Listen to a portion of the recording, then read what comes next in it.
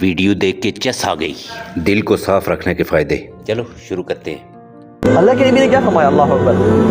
مسجد نبی میں بیٹھے ہوئے ہیں، صحابہ سامنے بیٹھے ہوئے ہیں، کہتے ہیں میں صحابہ، مسجد نبی کے دروازے سے جو بھی شخص داخل ہوگا نا وہ جنتی ہے، اللہ نے اس کو جنت کا وعدہ کر دیا ہے۔ صحابہ دے آر امیزڈ کہ یار یہ شخص دنیا میں زندہ ہے اور وہ جنت ہی ہے کنفرم، تو دے آر امیزڈ یار، وہ مڑ کے دیکھ رہے ہیں، دیکھا سعد رضی اللہ تعالیٰ داخل ہوئے، یار ہی از دا مین، کیا کامیاب انسان ہے شخص۔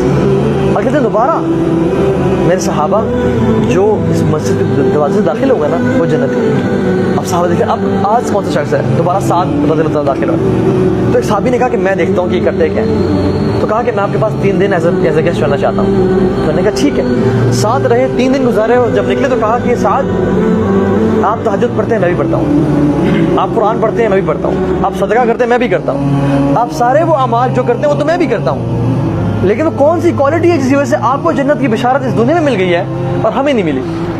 آپ وہ کام کیا کرتے ہیں؟ تو سعد رضی اللہ تعالیٰ نے کیا فرمایا؟ اللہ اکبر، کہتے ہیں میں نے آج تک کسی مسلمان کے خلاف اپنے دل میں گرہ نہیں رکھی۔ گرہ مینس ناٹ، کسی مسلمان کے خلاف میرے دل میں سختی یا اس کے خلاف نفرت نہیں ہے۔